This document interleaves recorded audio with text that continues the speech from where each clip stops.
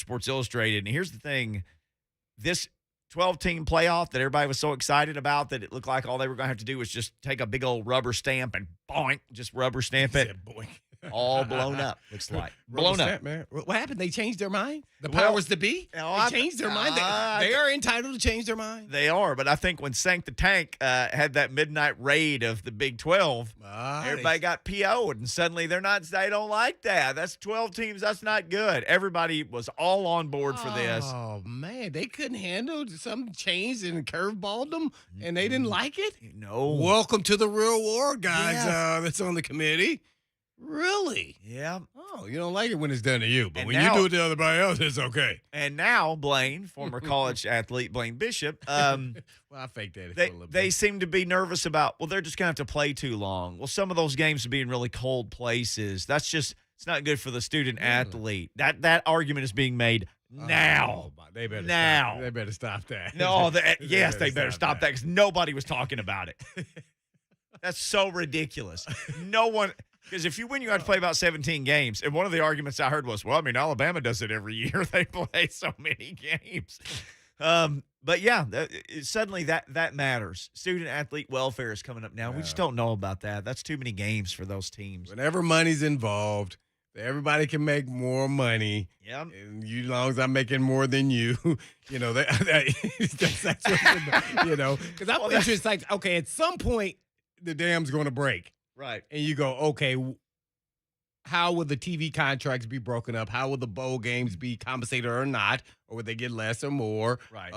Where does the group of five fit into with the power of five? Do they say, nope, you cannot no longer be a part of this? Or will they say, oh, okay, sure, if you have one team that's pretty good, we'll let you guys in. And then how do they get disperse some of that money? So there's a lot of tentacles to this. And I think once they dug into it, they said, you know what?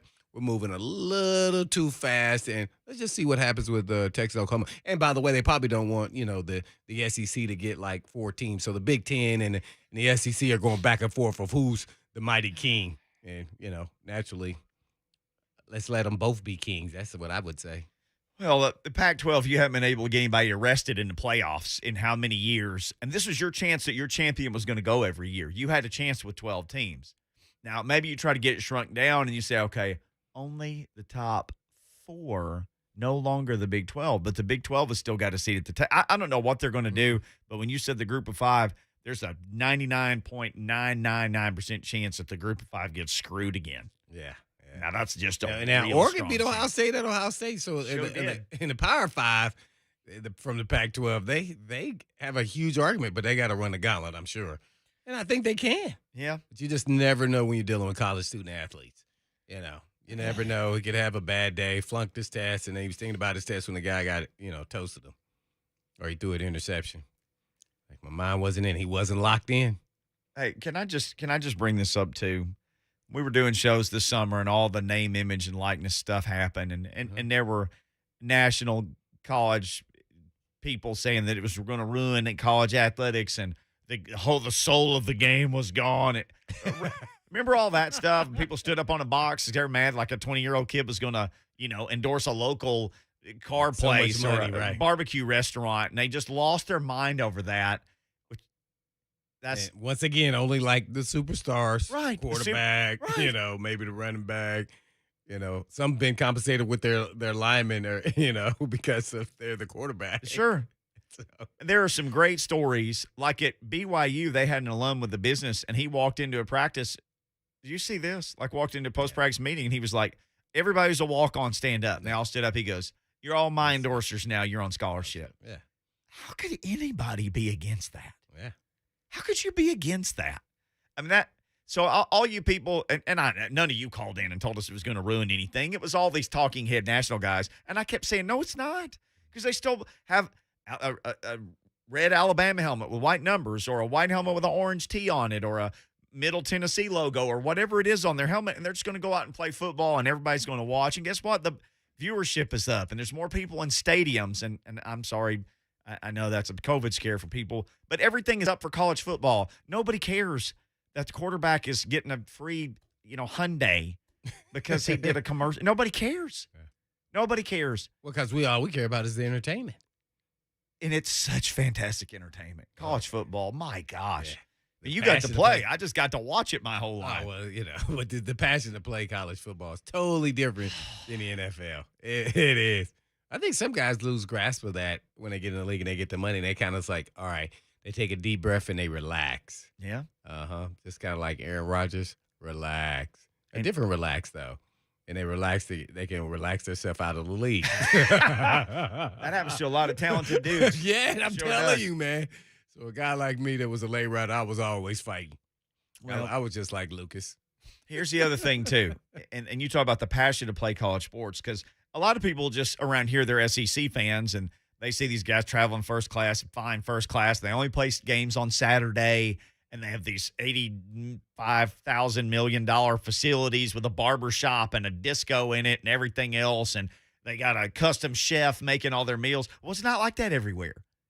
A bunch of Sunbelt MAC kids, they get on a bus or an airplane, and they fly somewhere on, Monday after class, and then they play a game on a Tuesday night, and then they get home Wednesday as the sun comes up, and guess what? Kids with a messed up ankle or a messed up shoulder or messed up, whatever, what do?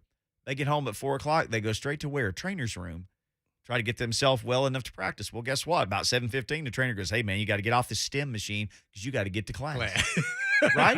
Yeah, I know. I cannot imagine doing. We never played on a Tuesday or a Thursday, so I don't know how that dynamic it would work for me. I don't know if I could actually. Man, that'd be really tough. So I knew every Friday that was when we were leaving, and you may miss a class, maybe not. Yeah. Especially for conference games, you never hardly ever miss it because you're bussing somewhere 4 hours or less.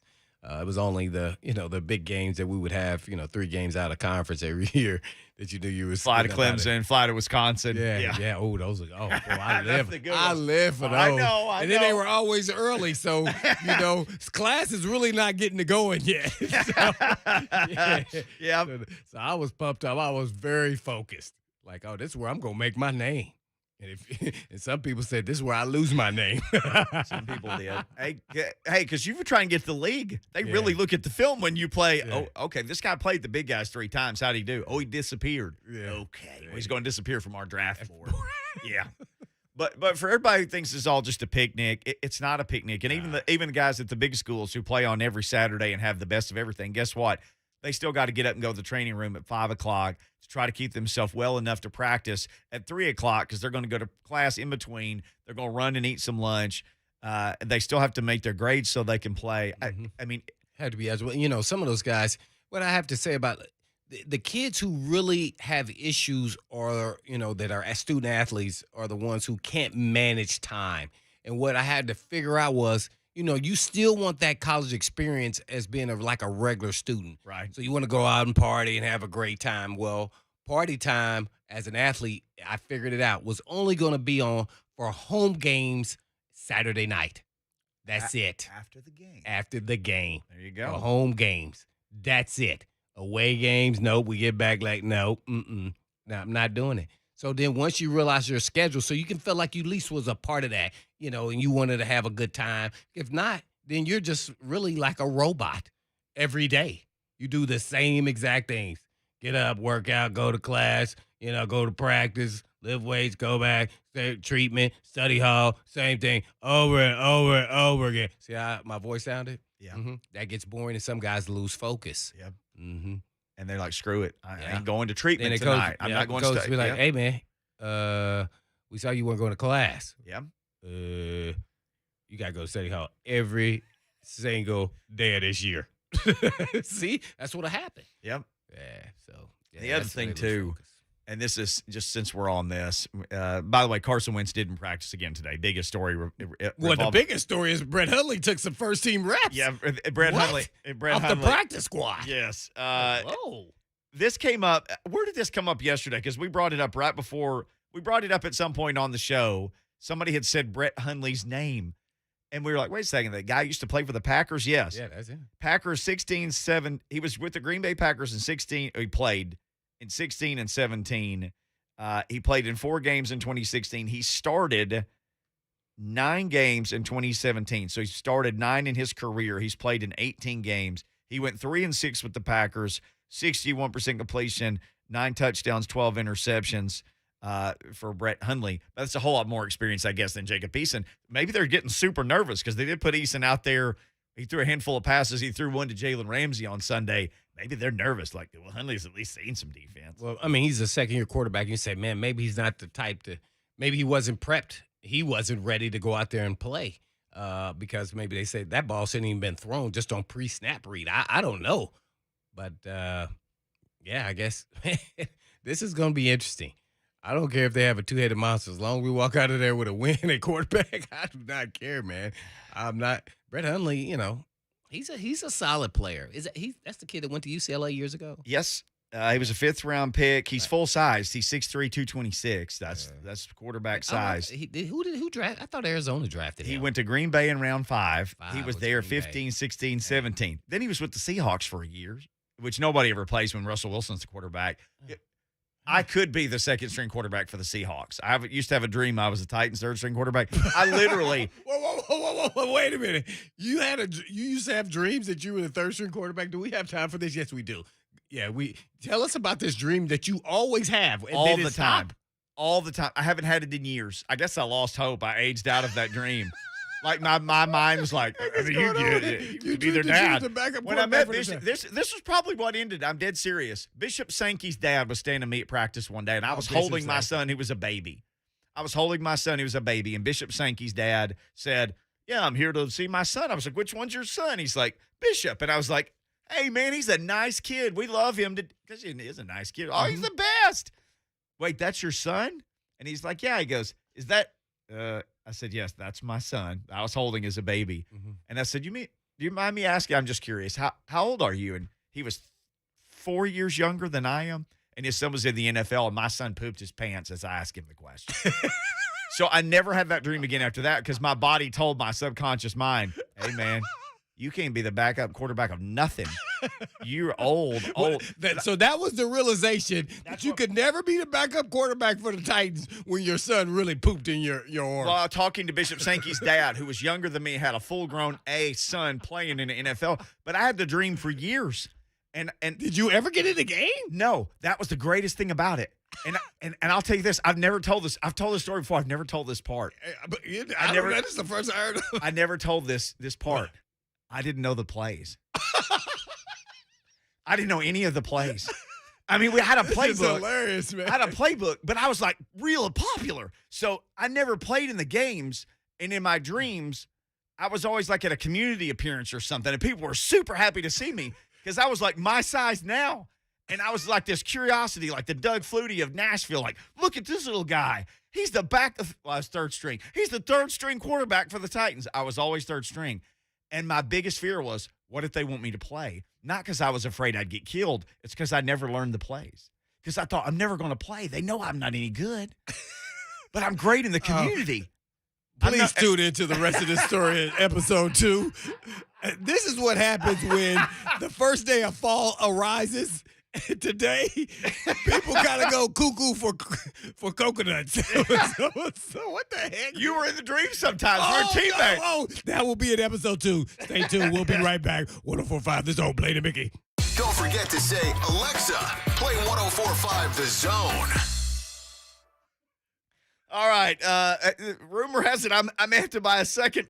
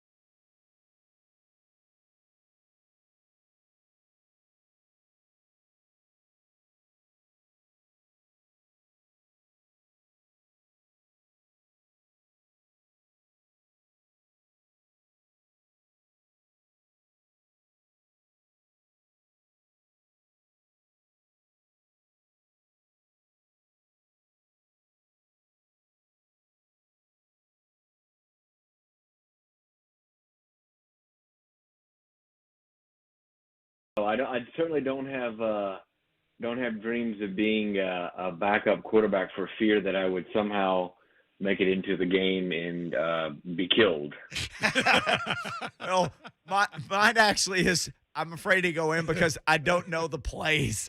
In my dream, I never know the plays. So there's that. Ross Dellenger, our guest, again, does a fantastic job covering college football for Sports Illustrated. So let's start with this. Blaine and me are Ball State. He's Ball State. I'm Arkansas State, guys. We were so excited this summer because they were just going to rubber stamp this plan. Ross and a group of 5 team was going to go to the promised land. We were so excited. And just ever since then, Greg Sankey raids the Big 12 in the middle of the night. Now everything is blown up. How did we get here, Ross? Yeah. Well, it does start with conference realignment. I think that had an impact.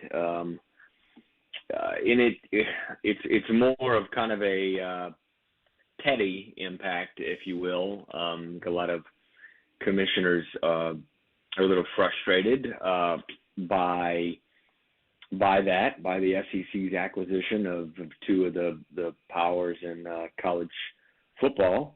And in addition to that, the commissioner who did that, the SEC commissioner, was on the subcommittee that created the model, that created the 12-team proposal. So there's a little bit of Greg Sankey's having his integrity attacked a little bit. So it does start with all that, but I think that what's overshadowed is you have several new commissioners, specifically in the ACC, and even more specifically in the Pac-12. You have new commissioners, who have come in and maybe want to have different ideas and ideas of their own. And that's where we are. We're at a place where the commissioners will all meet again tomorrow or next week, and we'll further explore a playoff model. Ross Dellenger, our guest, to talk college football, college athletics here on Blaine and Mickey. Well, Ross, I'm not going to stick with that. I'm going to go a little left here. Just talk about this season from the beginning. It just seems like the big powers to be are kind of leveling out and coming back to the field a little bit. I'm talking about more Clemson, Alabama, all the big names. Well, why do you think that is? As the portal really affected those teams as it looks, or maybe that has nothing to do with it? What are your thoughts? Yeah, we're definitely, for the first time, I'd say after the first 3 weeks, for the first time in a while, we're seeing that we might have a little bit of parity in the playoff this year of college football. Alabama, everybody has kind of shown some weaknesses, and I think part of it is because all these major programs have just in the first 3 weeks played pretty good schedules, played pretty good competition, and so we're getting a better gauge. They weren't like 3 cupcakes. Florida played Miami on a neutral field and then went down and played Florida. Clemson played Georgia, of course, on a neutral field, and then Ohio State played Oregon. And we're seeing Alabama, Ohio State, and Clemson, 3 programs that make up, 50-60% of the playoff spots the last 5 years or the last 7 years.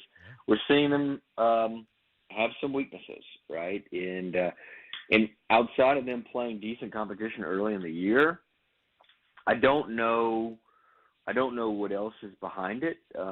Maybe their competitors have filled holes with transfers, like you mentioned there. Maybe it's the transfer portal. I was talking actually to Oregon's Mario Cristobal about that.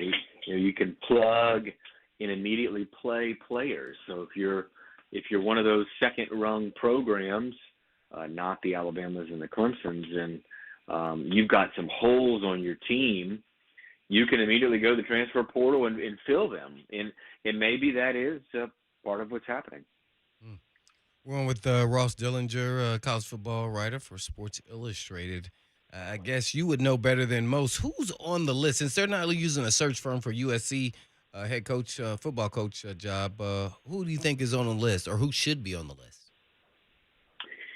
Well, I don't know who's really on the list, and I assume the list is probably quite long. Usually, I mean, we're obviously far out from any hire you'd think being made. So this is going to be a long 2.5 month process. And usually what happens in these situations is you have a long list of 15, 20 names, and you whittle that down to maybe 5 or 7, and then that gets whittled down to maybe 2, 3, 4 names. But I think right now there are probably a lot of names on the list, and it's I've got the same kind of names that everybody else has reported over the last week or so, and at the top of the list seems to be Penn State coach James Franklin, and every year he's mentioned with that job, and I think that's probably a good indicator that either he's interested in that job, or certainly his agents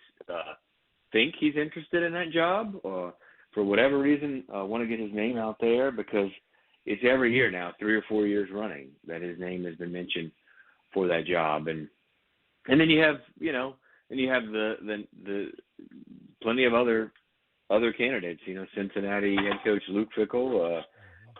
He worked for Mike Bone, the AD at USC, so he's certainly a name to watch. People have thrown around Bill O'Brien's name. He's Alabama's offensive coordinator and had previously been head coach at Penn State. And so there's a lot of them. I'd guess the list right now is over a dozen names long. We're on with Ross Dellenger, college football writer for Sports Illustrated. I guess one more for me before Mickey delves into this, this expansion and playoff deal, and that is, I was more known for a hitter, but can you explain targeting to me? Because I'm a blockhead here, so I need to get some clarity on the actual rule for college football. Well, it's funny you asked that question. I'm in the middle of working on a story about how the targeting rule might change in the future. I think we're going to have a change in the targeting rule where it's going to be split into 2 tiers. I think you're going to have a tier 1 targeting that will be a penalty, 15-yard penalty, and a tier 2 that is going to be more malicious intent. That would be a penalty and the ejection. So I think that's what we're heading for. I'm confused myself about the targeting penalty, but I will say, just talking to officials, actual, referees in games and such, that the targeting penalty has done its job. It's the decrease in the number of targeting calls are going down. The decrease in head-to-head contact has gone down, helmet to helmet. So now we have to kind of turn the page and scale it back a little bit, probably, because it's getting called. Things are getting called at a rate that is a little alarming, and it's a very significant penalty to eject a player, not just from that game, but potentially from half of the following game. And I think that's what officials are really looking at, is trying to do away with that, and maybe clarify a little more what targeting is. Because I think there's I believe there's 2 parts of the targeting rule. It's using any part of your body to hit the helmet of a defenseless player, and that's a key word, defenseless. Or it's using your helmet, I believe, to spear the helmet of any other player. So it's kind of those 2 things, and they can be very subjective. We're on with Ross Dellenger, college football writer for Sports Illustrated. Ross, I noticed earlier today you tweeted out you had a series of tweets about the results of an NCAA Constitution survey that got released, and it was interesting because you said the majority of D2 and D3 administrators thought that the governance structure no more was needed, but over 2/3 of Power 5 administrators believe governance change is needed, and you had suggestions listed as possible break away from Division I or break away from NCAA oversight, and I thought that was so just ironic because you can't even get those guys in a room right now to agree on something they had already agreed upon with the college football playoff, but they're still just going to hold hands and walk off into the sunset together because they don't like what the NCAA is going to do. Yeah, it's really hard to see them agreeing on anything, but it's I kind of compare it to how the country feels about Congress. Like, you can't get anybody, any of us in the country to agree on anything except that Congress is worthless, Right. And so you just kind of hear that over and over again.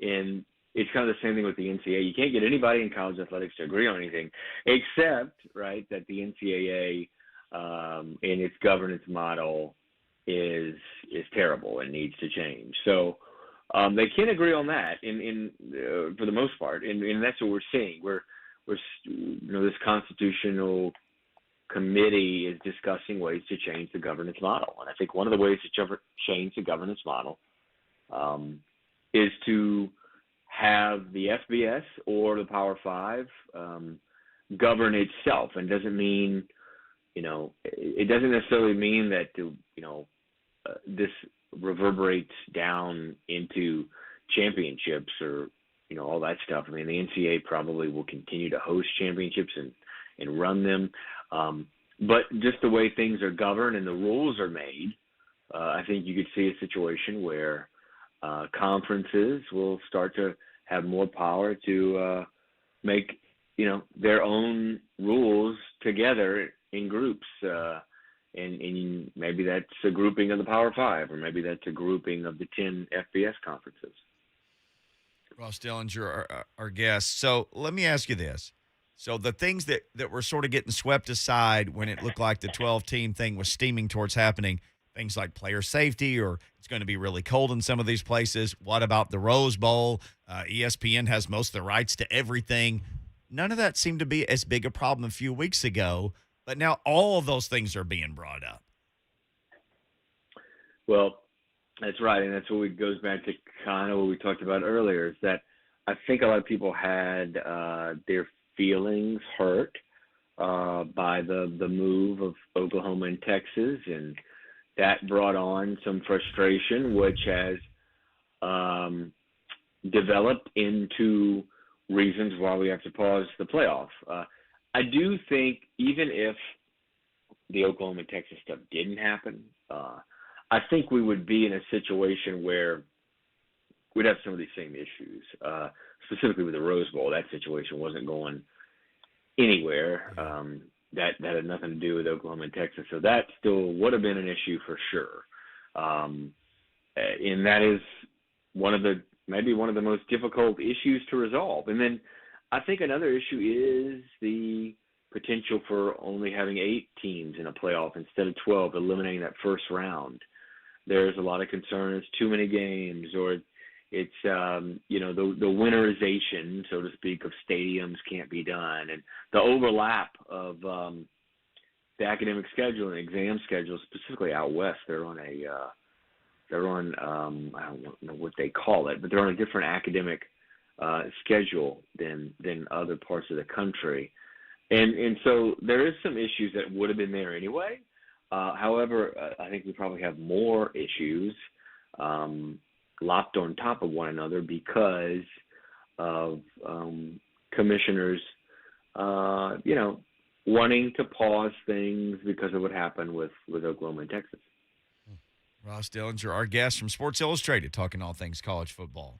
Well, just a couple more, I guess, with the TV contracts, Ross, for college football in the playoffs. How quickly do you think that they can get out of these contracts before 2025 if they expand it to 8 or 12 in the playoff? Is there a way to slip out of those contracts and make it more profitable for everybody?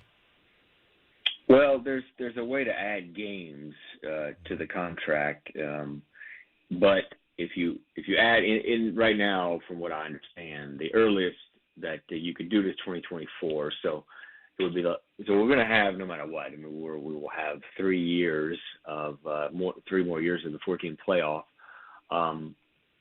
We might have 5 5 more years of the 14 playoff because the contract runs through 2025. But there is a way to add games starting in 2024 and doing it again in 2025.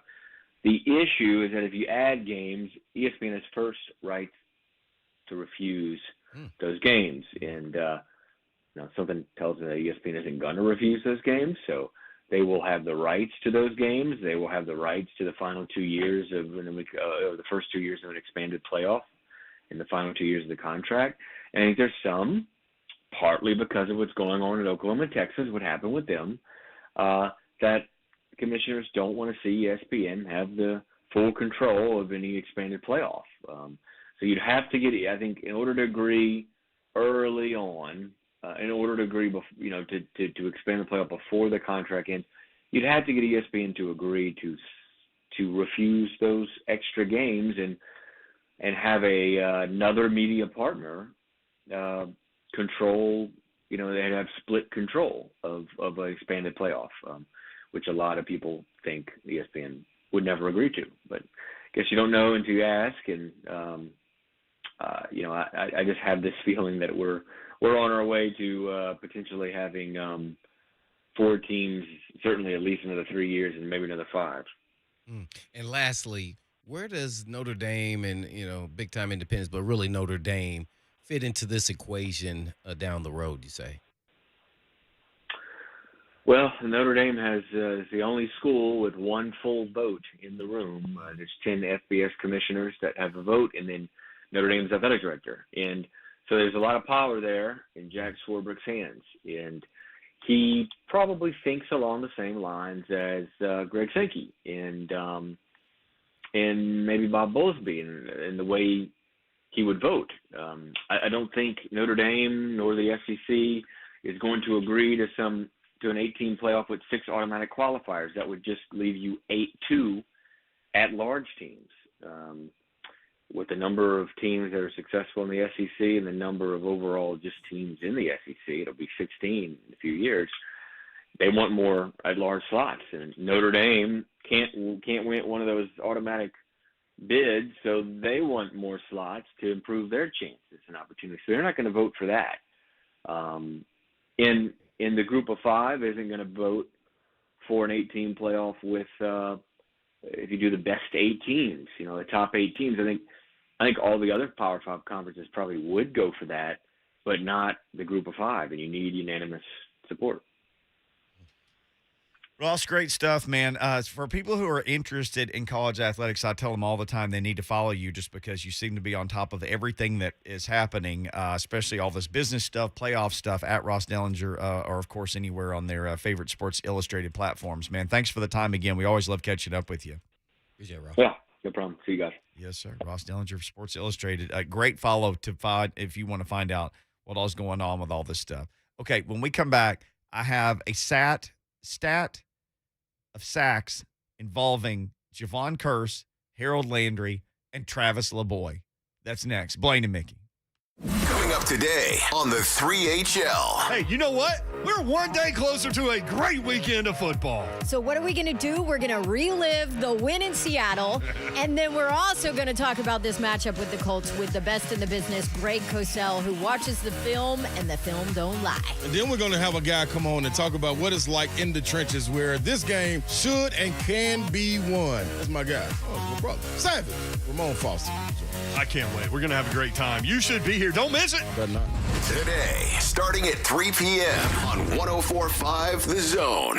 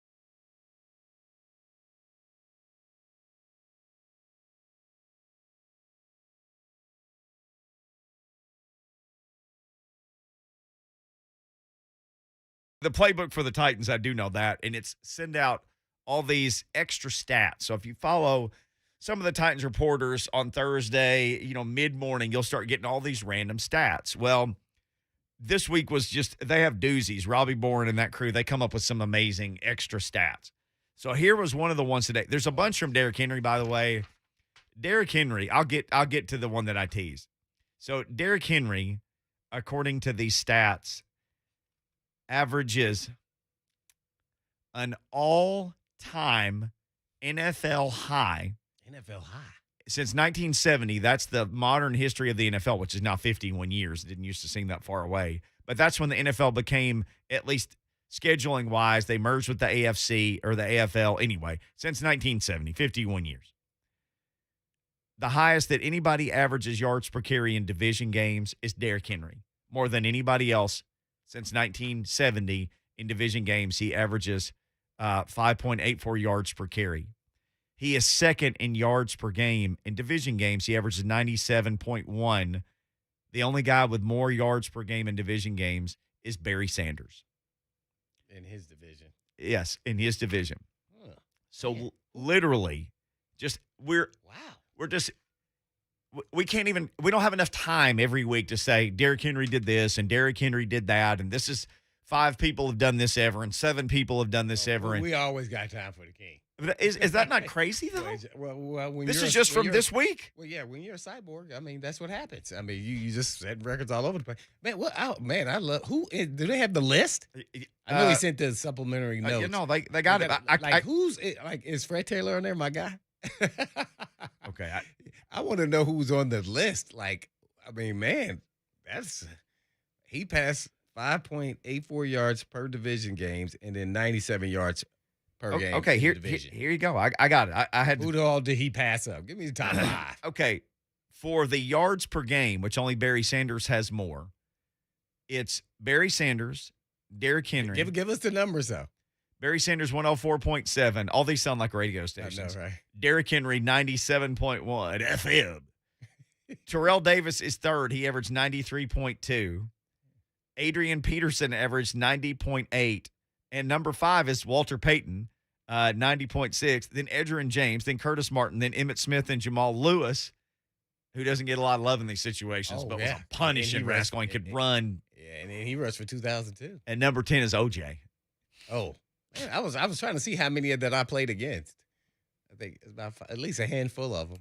So here is Derrick Henry's number 1 all time since 1970 That's crazy. in average yards per carry in division games. So here's that list. Now, number 2 is going to throw you. Number 2 is Mercury Morris, who was part of the Miami backfield with Zonka. Yeah, that was before my time. Yeah, they had Zonka and Jim Kick and they had Mercury Morris. No, this was before Mark Clayton. Right, exactly. Merc was indigent by that time. Oh, okay, yeah, Cathedral High School. He spent some time in incarceration behind bars. Barry Sanders was number 3 in average yards per carry. Then Tiki Barber. And here's one for you on this. James Brooks. Do you remember him? He played for I didn't play against the him. dual threat guy with the Bengals. But I watched him. Well, he was with the Chargers at first. I remember I was in high school because, I was a running back. So I paid attention to all the running backs. Yeah, I remember him. Number 21. He was fantastic player, James Brooks. Yeah. Just didn't last that long. Number 6 is Mojo, Maurice Jones-Drew. Maurice Jones-Drew. Number 7, D'Angelo Williams. Also, Jamal Charles, they're tied. Number 9 is Adrian Peterson. Number 10, OJ. And kids, all they know about OJ is maybe what they see in these true life stories.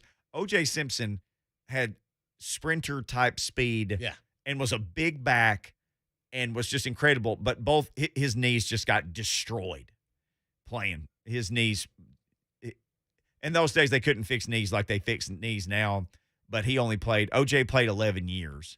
He played pretty long for a running back. He did. And for a big guy. But he kind of limped through the last few years. Oh, did he? Spent the last 2 in San Francisco, but and he was one of those guys, 2000 really took a toll on him, which will be great. But he did it in less games too, right? He did it in 14 games. Yeah. Yep.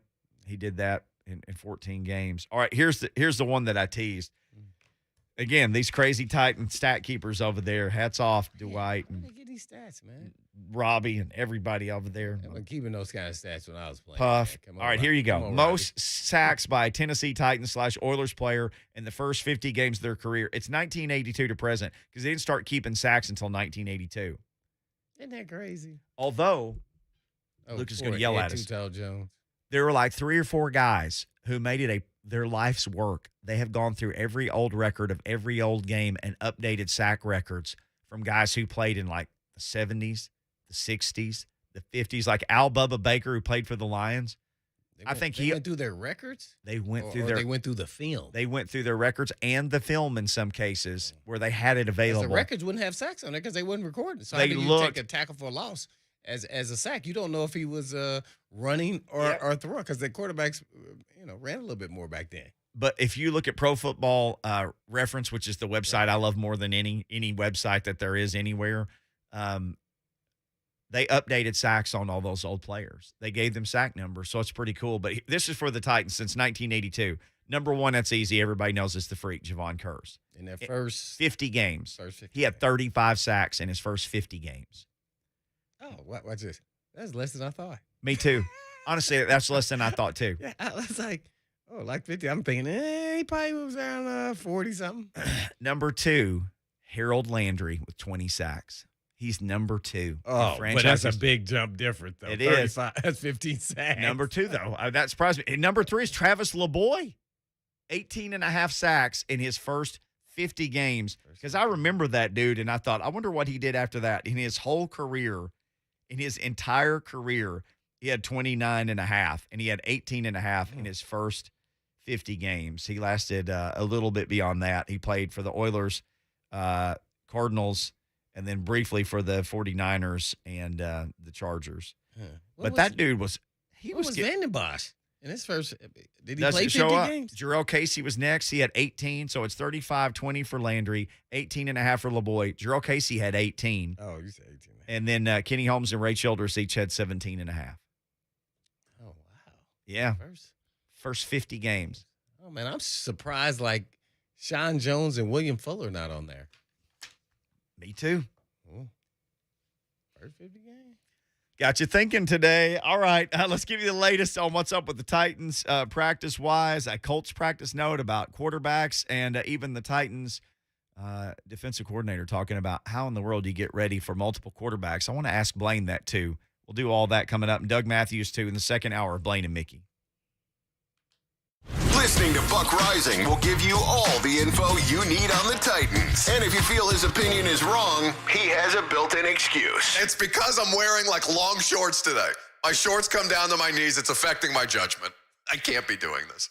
The Buck Rising Show. Tomorrow from 10 a.m. to 1 p.m. on 104.5 The Zone. All right, biggest game of the week 3 NFL schedule is the Monday night matchup between Philly and Dallas. And FanDuel Sportsbook is about to make that rascal even bigger because FanDuel is giving new customers 30-1 odds on either team to win. I might live to regret this, but right now I really believe in the Dallas Cowboys. I do. Now, I don't know what you believe in. Maybe you believe in Philly. You make your bet. You could end your NFL week right with $150 winnings on just a $5 bet because FanDuel is going to give new customers 30-1 odds on either team to win this big Monday night game. FanDuel is sports betting made simple. They always are hooking all of their FanDuel faithful up with all these great offers and odds boosts and different things. Just sign up with the promo code Mickey before Dallas takes on Philly. And again, you can win $150 on a $5 bet. Again, promo code Mickey, and you can see why FanDuel is number one. You got to be 21 or older, present in Tennessee.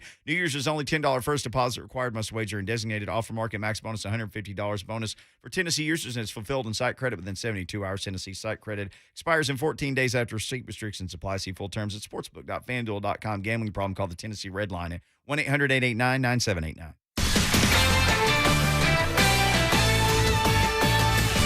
This is Jim Rome with the CBS Sports Minute. So I spoke to Dana White yesterday about Saturday's UFC card, and it's a good one. There are a couple of belts on the line, but I did make the point clear to Dana, the one fight that I want to see is Nick Diaz and Robbie Lawler. You might wonder why that is. The two of them already fought.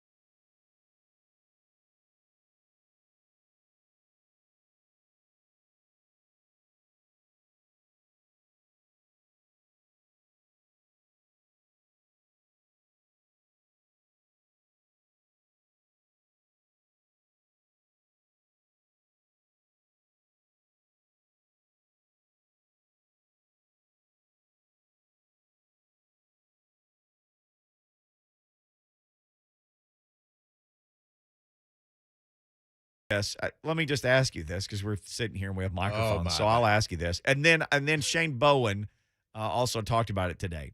If you're going to play a team and you honestly don't know who the quarterback is going to be, how did you prepare for that? You prepare for the offense. Okay. Because you got to think that the quarterback, whoever's in, is going to run their offense. So it's their offense. I mean, he's just a distributor. He may distribute it a little bit differently than the starting quarterback, maybe because of his attributes here, that he's got a bigger arm, so he maybe go to downtown a little bit more. But it's the offense and how their plan of attack against your style of defense. Yeah. So that's what you really look at. Now, if it's a real young quarterback, you may change a little bit. Mm-hmm. But other than that, you're attacking their offense because the coordinator hasn't changed. Mm-hmm. See, remember I said I used to have a book on all the different coordinators and how they run their offense. Didn't matter who was the quarterback, mostly.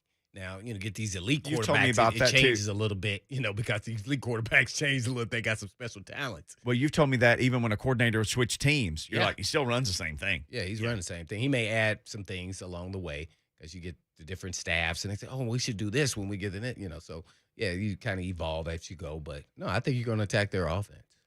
How much different are you? Because you mentioned you might do some stuff for a younger guy. How much do you try to fool a younger guy versus, some vet quarterback that you've seen over and over and over again? So let's say it's Jacob Eason. The Titans he's never played against the Titans. Would you try to do a little bit more on defense? Like, let's see what this guy knows and doesn't know. Let's test him a little bit. Oh, yeah. No doubt. Yes, you're going to try to confuse him and do some things maybe he hadn't seen, but you're, running your coverage and your defense. You don't change your defense because of a young quarterback, but Right. you do disguise a little bit more, see if he addresses it and sees it and understands how your plan of attack. Yeah, I love that stuff, because you're playing the cat and mouse game. And if you catch him, man, it's like, you're like, oh, man, how did he throw to that guy? He just threw it right to you. Yeah, typically I dropped him, but You had clubs on your hands. We discussed I this. just dropped it, threw it right in my bread basket. Boom. But yeah, so that's always fun as a safety because you're playing the mind games and they're watching you as indicators on the coverages. So some are better at it than others. That's why a lot of these guys are going to the Hall of Fame. Brian Dawkins, Troy Polamalu, Ed Reed. I mean, these guys would line up on the line of scrimmage and then run a hall button. They have deep middle. I wasn't doing that. I may have done that every now and then, but I was not doing that. There's no way. You got to be a special gift. You got to be super confident and really a special talent. Yeah. Shane Bowen, who doesn't have a beard anymore, by the way, apparently he has like a 4-year-old daughter, and his wife had an intervention and told him no more. You got to get rid of that thing. So he cut his beard. So a beardless Shane Bowen met the media today. He talked about what the Titans are doing to prepare for. And we'll tell you a little bit about this in a second. Not one, not two, but 3 Colts quarterbacks. This was Shane Bowen earlier today. We're playing a familiar opponent. They've kind of always have done similar things. The quarterback has changed them from Brissett to Rivers. It has changed a little bit in that regard. I think you got to prepare for all of them. Like, our guys better have an idea about all of them, just their skill sets and kind of where this thing might trend to come Sunday, depending on who's playing. But at the same time, like, we got to prepare to freaking play the other 10 guys as well, right? Like, they have their scheme. I don't know if it's going to just be a wholehearted change, but more importantly, we just got to know who these quarterbacks are and how we can ultimately affect them and understand potentially what we might get differently from each of them. Like him saying something that a lot of times you just get caught up in who the quarterback is. He goes, we're going to prepare for the other 10 guys too. Yeah, he did finally say that. Yeah. We'll go ahead and prepare for the other 10, not just the quarterback. Yeah. I would kind of lean on you're going what I said earlier. Really, you're playing now. Granted, every quarterback, as I said, that they do a little bit things different. Like when he used Phillip Rivers, it was a good testament that say, okay, they may do things a little bit different. Veteran quarterback and arms not as big, so you say you may do some little things there. But ultimately, the base of their offense is still the same. Yeah, they just operates a little bit differently, and you're not going to learn that until you actually play the teams. I mean, you can't go back and look at Hundley when he was at Green Bay. It's a different offense. Yeah. So you want to live by what they usually do, especially against you and your style of defense. And then you adjust along the way or emphasize more so what they're doing more so with that quarterback. It could be they're trying to go downtown more. Maybe this more intermediate route guy. Maybe he's a dump off to the running back guy. Just get everybody in there and just, boom, I'm getting rid of it. I don't want to hold on to this thing. So, but, yeah, ultimately, it's the Colts. It's a division game. They know you. You know them. It's about execution, really, at the end of the day. Do your job. Be good open field tacklers. And the Hines kid, you gotta they got to put a special package in for him, to me. And I don't think they really do a good job of it. I think he impacts the game more than we give him credit for, at least against the Titans. Guy's a really good route runner out of the backfield. So you want that kind of tweener guy that can cover him in space, but yet can they keep him in the backfield and they don't split him out. He can play in the run front. So that's, it's always tough to do. Got a nice little contract, so they understand his value. Yeah, and he's – I mean, we've talked about this a little bit this week with Nyheim Hines. He literally had a game last year. It was on his birthday where they tried to pull him out, and he waved them, no, I'm not coming out. He wouldn't leave the field at one point. Because time against the Titans. It was here, wasn't it? Yeah. And he was having too much fun. No, man, it's my birthday. He was impacting the game. It was crazy. He was, Mac was the starter then, and he was kind of the rotational guy. And I love how they implemented and shared the time and how they split it up. It was really good, and it's hard to do. And then how he was impacting the game. And I was like, hey, man, they need to keep that kid in there. If he stays in, he's going to dominate because he could run in between the tackles. I don't know. People must think he can't, but he sure does every time against the Titans. So, I have a lot of respect for him because he's a tough cover. Then he's hard to see. Then he's a quick, darty guy. He's a different player. I'm trying to think of like who he would be, but it may be a faster the Lewis kid we have here. Oh, Dion? Mm-hmm. Yeah. Maybe the younger version of him when he still had a little bit more hops. Or you could even say his first year. Yeah. I don't think the Titans I thought they did a disservice in implementing him correctly. That's why I talked about the balance of using a guy like that. It's hard to don't use him too much or use him a little bit, here or there, or how do you get that balance? They have it figured out with the Colts with Hines. Yeah. They do. It's hard because Lewis was never going to be your guy. So ultimately, the Titans try to make him the guy. He's not that kind of player. He's a good change of pace guy. Mm-hmm. So that's what you want. And so when to implement him and how much you want to use him based off of, I think the Titans were looking at how much they were paying him. And they go, well, we got to use him more. He got to run between tackles some. Mm-hmm. Blaine mentioned Rhett Hundley. Here's reporting today from Tom Pelissero. He says, in Indianapolis today, this was a thing that happened. Rhett Hundley took the majority of the starter reps in practice Wednesday, it says, and he and Jacob Eason may both play against the Titans. So it could be Jacob Eason or Carson Wentz, who didn't practice. Carson Wentz did not practice today. That was a note from yesterday. Or Rhett Hundley. So they have one of three quarterbacks that it could be. That's kind of why I ask you. Not one, not two, but three different guys. We did look at Rhett Hundley. He started 9 games in Green Bay, but that was 2017 when he did that. And as Blaine pointed out, it's a completely different system. So this is 4 years later. Well, here's what I want everybody to keep in perspective and don't get caught up in the 1, 2, 3 quarterbacks. When the starter gets hurt, did you prepare for the backup quarterback? Nope. No, you didn't.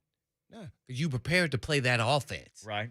See, so you got there's a reason why he was the backup. You think he's not as good as the other one. But that doesn't mean he doesn't do certain facets of his game better. Mm-hmm. So that's why you have to stick to playing your offense. Now, if it's a dynamic running guy and it's a total different type of player, now that's a little bit different. Right. But if I'm, Bowen, it's probably my mindset. It's probably would go back and watch him at Green Bay when I got bored on Fridays when it's a half of practice. Mm-hmm. I'll probably watch about 5 games. So I'd have a real good feel, okay, how does this guy operate? Even though it was a different system, just so I can have eyes and see him actually play in a live game and when it mattered. But other than that, I'm sticking with that offense. That's what he's going to run because that's what Wright is going to tell him to run. That's what he's going to run. Now, so he's not like he's a big-time runner. Now, he can maneuver in the pocket. Mm-hmm. He's a solid player. So I think I would put him in the category of, Brissett. So those guys are solid. They can win games. Well, Colts have brought a bunch of different dudes in here at quarterback and one with them. So we'll keep. Got a great supporting cast. He does. Offensive line needs to play better up there. But don't mess it up, Mickey. I'm not going to mess it up. By the way, I can't mess this up. We got to take a break because Coach Doug Mathews is just chomping at the bit to get in here. Talk Vols and Gators. That's next on Blaine and Mickey. Coming up tomorrow with Buck Rising. 10:20, John Reed of Fox Sports Knoxville will be here. We'll talk about Tennessee heading down to the swamp. At 11:20, Titans and Oilers great wide receiver Chris Sanders will be on the show. And then, of course, Coach Dave McGinnis of Titans Radio will break down the matchup in great detail. You won't want to miss a minute. It's a jam-packed and loaded show. The Buck Rising Show. Tomorrow, 10 a.m. to 1 p.m.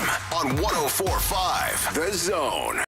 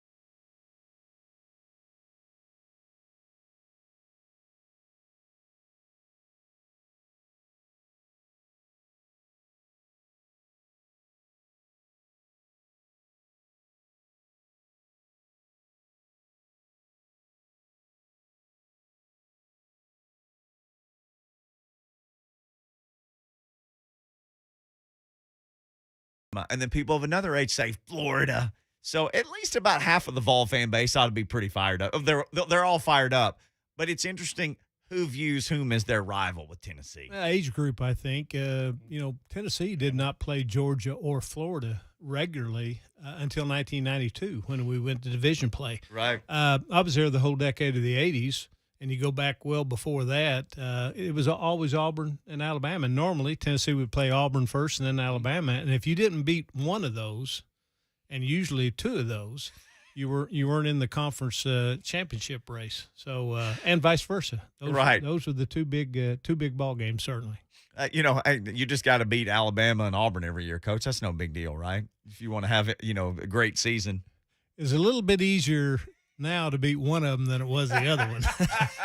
But it's pretty darn difficult to beat those guys down in Tuscaloosa. I know it's Florida week, but you mentioned Tuscaloosa, and I'm sure we'll talk about him a lot coming up. But what Nick Saban has done and continues to do, I saw somebody complaining because they said NIL, that people making money off their lights, would tip the scales for Alabama. Hey, I got news for you, buddy. The scales are already tipped. They get whoever they want. He has that unique ability, and I've gone back and watched him for years now, even before he got to Alabama, LSU. Every place he's been, really. He's a forward thinker. He does things like I guarantee you he's been on top of name, image, likeness longer than anybody else. When we first started going to the analyst 10, 12 years ago, he was the first to do that. He looks ahead and he stays on top of things. He was the first defensive coach to realize, hey, we got to start playing a little bit of offense, change that. Right. And you put on top of that, it's a great traditional program. They're going to draw players just because of that. But the way that he evaluates, Blaine and I were just talking before we went on the air about some of the guys. Josh Jacobs is a great example out of Tulsa, Oklahoma. Heck, Oklahoma State and Oklahoma didn't even recruit him. Alabama sees him, brings him in, and look what he's doing, or what he did. But anyway, he's a top quality coach. I think the most amazing thing about him to me is that he can flip that switch on Sunday and get right back into, whatever the win is, he's right back into that next week, and his players play like that. And I think for the rest of the league, probably the worst thing could have happened that happened last Saturday. They had a close ball game. It's one of those deals. I had a good Alabama buddy of mine said Florida buddy of mine said we almost beat him. And I said, there's a bunch of them out there that almost beat them. I can't imagine what the first practice was when they had on pads this week, what it was like as a player. Ooh. Oh, I bet he was lit out there. Oh, man. How does he do it? I mean, man. How does he say that? You said he can flip the switch the next day whenever they go into practice. How does he do it at this age and with all the success that he has? Because he feels like he's not slowing down at all. Blaine, I don't know. He's, 69, I believe. You think back, the guy in my era who everybody looked up to, and certainly I did, was Coach Bryant. He was out of coaching at 69. Matter of fact, I think he passed away at 69. But he somehow does it. He obviously loves it.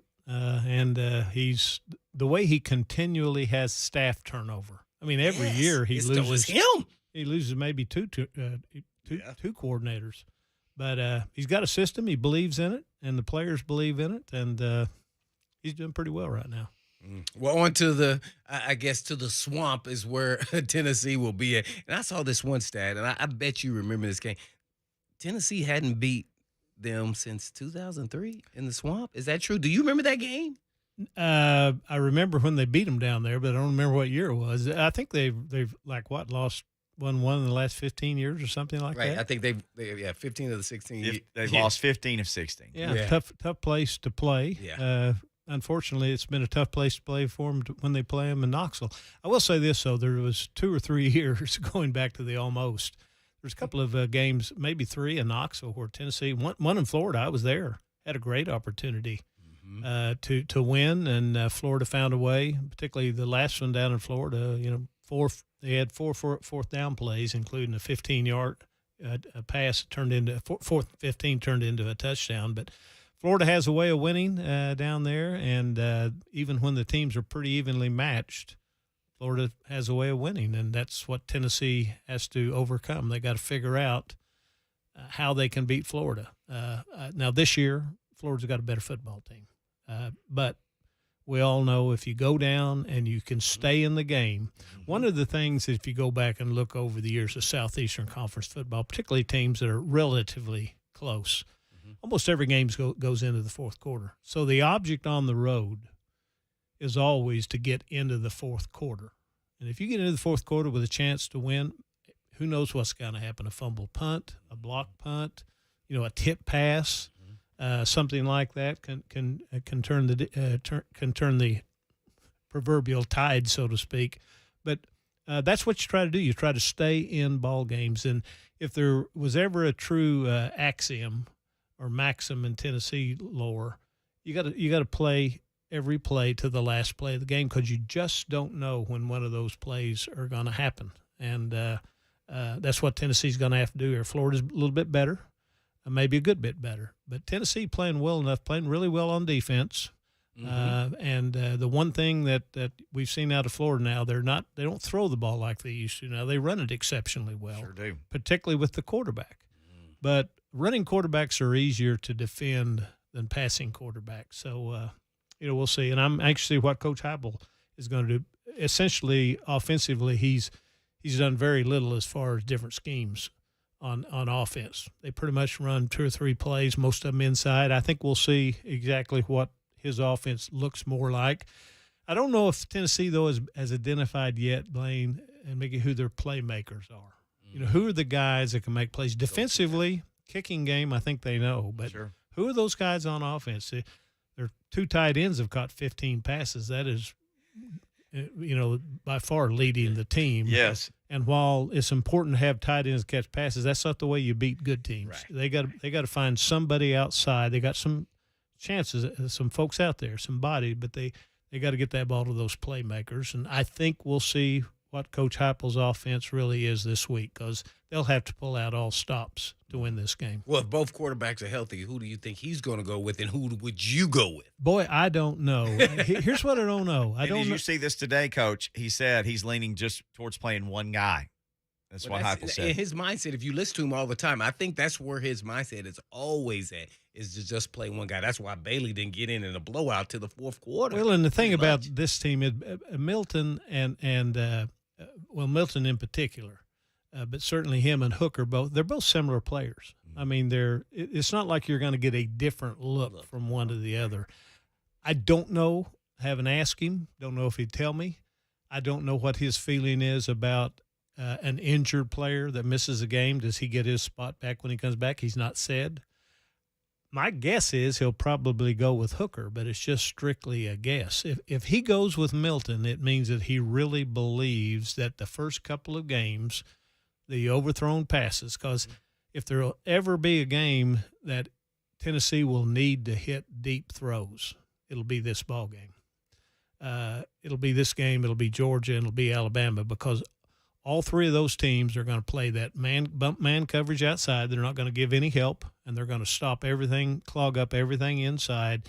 And if Tennessee cannot hit deep passes, cannot hit some of those splash plays long, they'll be playing uphill all day. I'd never say they don't have a chance, because there's always ways you can win ball games, but they've got to be able to hit some deep throws. They got some players who can do it, and Milton has not shown he can do that yet. But if they go with him, I was asked a little earlier, Coach Mack and I were taping coach to coach, and one of the questions was, why do you think he went with Milton the first game? Well, it's simple, because in preseason practice and in scrimmages, he was the best guy in Coach Heupel's eyes. So, but to answer your question, I don't know. But I thought, Tennessee Tech was not very good, but I thought Hooker did some good things in that game. He looked more decisive. When he decided to run, he ran. It wasn't, what we used to call the old flattened squirrel. Yeah. The old flattened squirrel. Right. Squirrel gets out in the road and he starts, am I going or am I staying? And then he gets run over, right? Well, that's the way he made some mistakes, but he looked more safe. He's more to my type of quarterback. Really, when I was watching him, I just felt like he ran the offense better. There's a couple things I want to ask you, though, and that is, when you're trying to decide if one kid has more upside, and we're talking about a 4-year guy now, and he has upside. When does you get to a point as a coach you say upside is out the window? He is who he is? When do you get to that point as a coach? I think you have to see him a while, but that is a good question on Milton. The question I think every Tennessee fan has. You don't have to be a coach to know this. Can he throw the deep pass? He has not shown he can do it. I kind of joked on Big Orange Sunday a few weeks ago. This isn't punt, pass, and kick. Right. You don't get points for how far you can throw the football. Don't know if he can do that or not. One thing that both of them have to do, though, Blaine. Tennessee's had 6 turnovers in 3 ball games. All 6 of them have been by the quarterback position. I think Hooker's had 4 of them. So, you'll never hear me say you can't win and have turnovers because you're going to have turnovers. But 5 of those 6 turnovers have been fumbles by the quarterback. Just one's been an interception. You got to hold on to the ball, which is, difficult to do sometimes. We're on with the coach, Coach Doug Mathews, Mickey. That's right. Doug Mathews brought to you by the Tennessee Highway Safety Office. On average, a DUI can set you back $10,000. It can also cost your life. Remember, fans, don't let fans drive drunk. Brought to you by the Tennessee Highway Safety Office. You can also catch the Coach Football Saturday, Big Orange Sunday right here on the Zone. Saw some good news today involving Cooper Mays. Looks like the offensive line will get him back. And, Florida always has some guys who can terrorize you on their front. So, a healthier offensive line for the Tennessee Vols is really good news, especially this week. I was really a little surprised at how good Florida looked defensively, particularly on the defensive front against Alabama.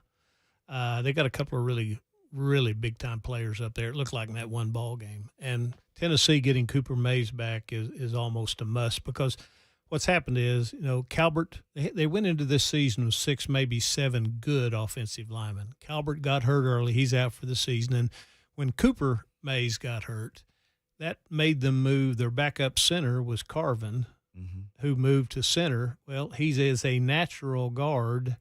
Center's a different position. And then they had to start moving some guys around. But if they can line up with Cade Mays and Wright at tackle and Spraggins and Carvin at guard and Cooper Mays at center, that's a good starting 5. Not going to have much depth there, right? But that's what they have to go with right now. Cooper Mays not a great player. He's just a sophomore getting better, but he's a good player. But more importantly, it lets Carvin move out to that natural guard position. We've talked a lot about just the emotions Florida went through because it looked like they were going to get blown out. Then they came back, and, a 2-point conversion that doesn't go the right way, and apparently somebody was lined up wrong. It was the right call, but a guy in the wrong place, so they literally could have tied that game with about 3 minutes left. If you're Tennessee, is this maybe emotionally a good time to play Florida and even physically because Bama beats on you? Oh, I'd guarantee you it is physically. Listen, I played at 4 different places I coached. Played Alabama 14 times, 10 of them at Tennessee. And I'll just speak from the Tennessee position. No matter whether we won or lost at Tennessee, the next week, and it was normally Georgia Tech, we had a tough time. And Georgia Tech wasn't really good back then. They beat us 2 or 3 times. Mm-hmm. Florida will go through that. One thing I did want to mention, though, and this is just what I see in this league. There's 2 teams in this league, maybe 3, but 2 teams in this league that don't let Alabama – the aura of Alabama affect them. Auburn's one, and Florida's the other. I think Georgia's does somewhat. And, of course, Georgia and Florida don't play them all the time. But, listen, you could tell in that ball game, Florida had no fear of playing Alabama. And you're right. They got behind significantly and came back and had a 1.5-yard 2-point play to win, but at least go into overtime. Right. So, but they don't fear them. And I think other teams do, quite frankly. Coach Doug Mathews, our guest here on Blaine and Mickey, talking Tennessee Vols, Florida Gators ahead of Gators game. When I was watching the game, last week, it really made me look at Hooker. Did it seem like he runs the offense at maybe a slower clip than Milton? And does that help or hurt going against Florida when you're in the swamp, the noise? Because you can get to a point where you're doing the no huddle and then you're doing 3 and out. Real quickly now, 30 seconds go by, you ran 10 seconds off the clock for each play. The next you're running them. And then if you don't get a first down and you're limited to just passing the football and you're not completing them, that's going to put your defense. They're going to be out there like a dog with his tongue out, like, hey man, I got to get some first downs. One of the things that I'm sure Coach Heupel's looked at, Tennessee is essentially somewhere about 10 minutes per game behind in total time of possession. They're like 20, maybe 25 to 35. So they're behind on that. And the other thing that, again, this will be the first time that these players, remember last year, no crowds, right? Right. This will be the first time they play 3 home ball games. They're going to now have on the road, this will be a loud crowd. But the plus on that, Blaine, and this is something that and when I was coaching defense, you used to really like. The good thing is, though, on offense, it really affects you. It could affect you. But defensively, because the home team is on offense, you can make all your checks and calls because the crowd's not loud. That's the one plus that you get. So you can communicate defensively. Offensively, they're going to have to do a lot of it just by silent count, only way they can handle it. Mm-hmm. I have to ask you about the scheduling. I know they changed from playing Army to Akron. Tell me the good and the bad, if you have either side of this, of why that happened. I mean, a lot of people tell you don't my want to play the Naval guess. Academy, but I know they don't want to play the option, read option. You don't want to prepare for that. I don't think it's the option, Blaine, as much as it is this. All 3 of those academies, they cut block.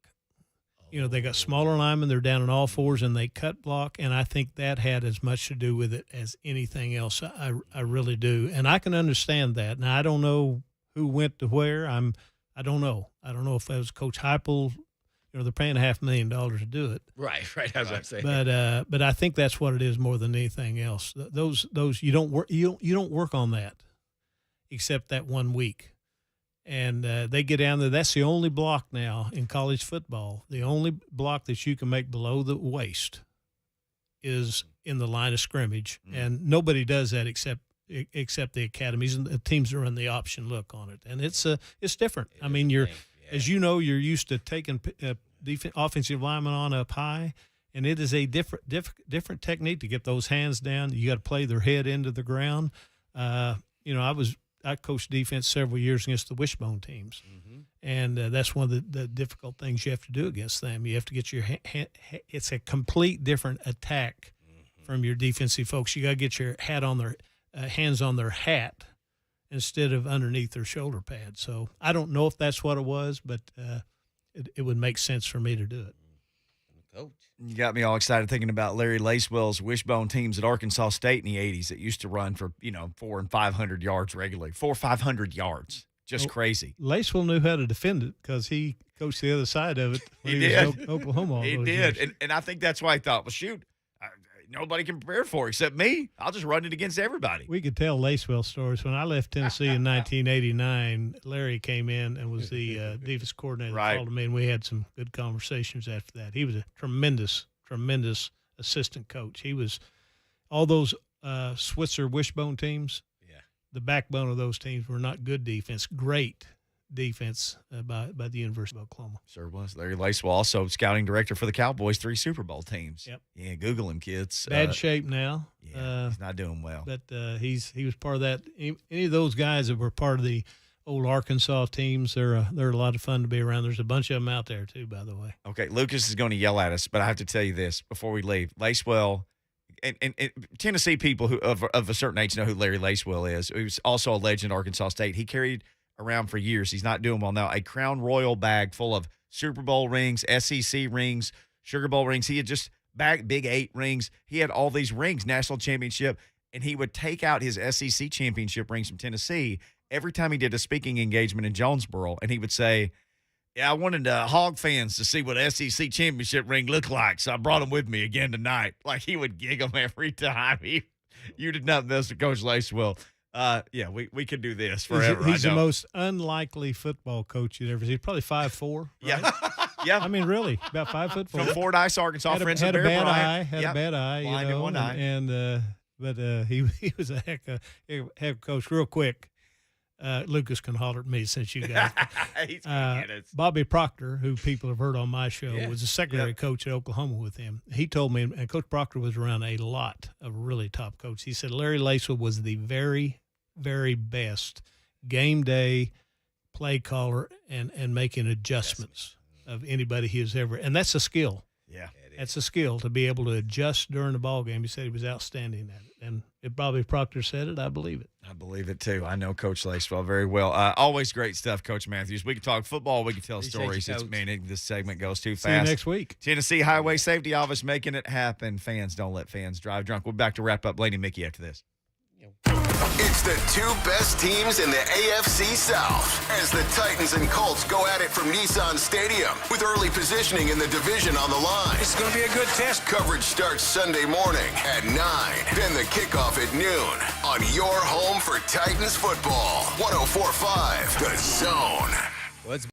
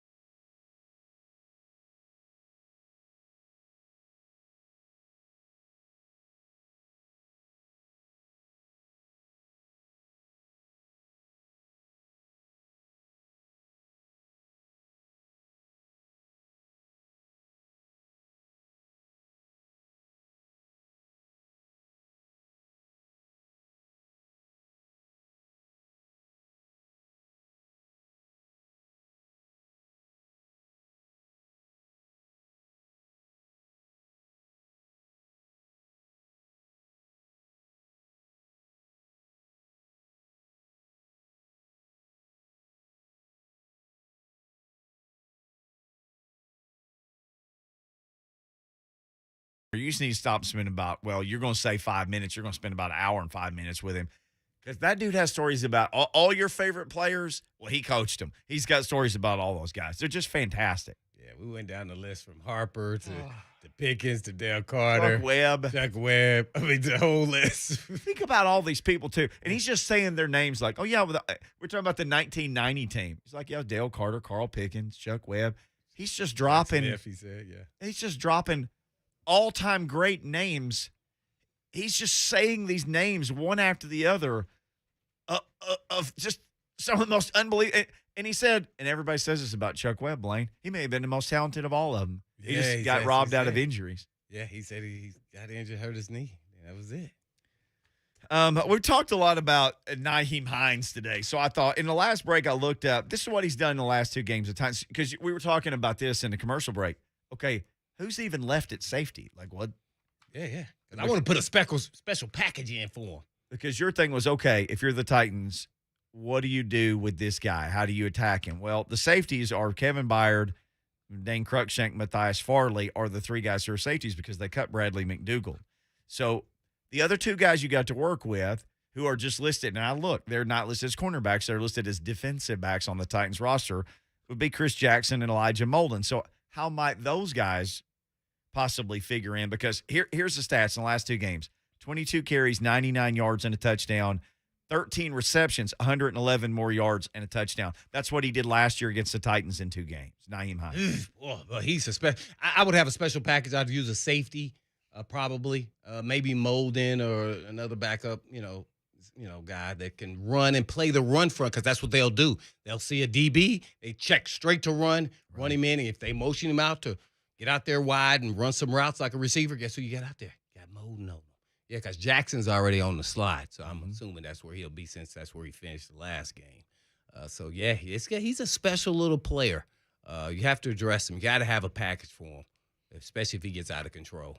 Yeah, and he typically does well against the Titans. He does. That was stats for 2 games last year, and he seems to be getting better and better against him. I wanted to ask you this, and we got like a minute left. Elijah Molden, as you watched him last week, a lot of people are talking about the long pass play where it was he and was it he and McDougald? Yes. And it was a 63-yard pass play.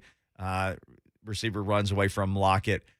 What did you see with Molden in the game? Because we liked what we saw of him in the preseason. What are you seeing of him for the first 2 games? Well, I mean, it's hard to say. I'm really not a big proponent. I get it. It's NFL. They yanked him. I don't know what he did actually wrong. I don't know the coverages. You can't see that all on the TV copy. But I know once you saw him get in a foot race and the guy has a step on him, that guy pulled away. Yeah. And that guy pretty fast. He was growing away from a lot of people, which was Lockett. Yeah. You got to live and learn and what you can and can't do and what you can get away with. You must understand your strengths and your weaknesses. So if you're not a deep end runner, when I say deep end runner, and I was kind of that guy too, after, 30 yards, I'm already at top speed. I'm not getting any faster. Some of these guys, when the ball gets in the air, all of a sudden you see them downshift to another gear. You go, what? He got faster? Yeah. So you better learn how to hold or get a hold of them on the line to slow them down and let them know, I'm going to take you down to my speed now. We're going to downshift right now, and I can run with you because I know I got this pressure coming at that quarterback, and it's a hot potato. He got to get rid of it, and by the time then, I'm done holding you, and I can run with you for 30 yards.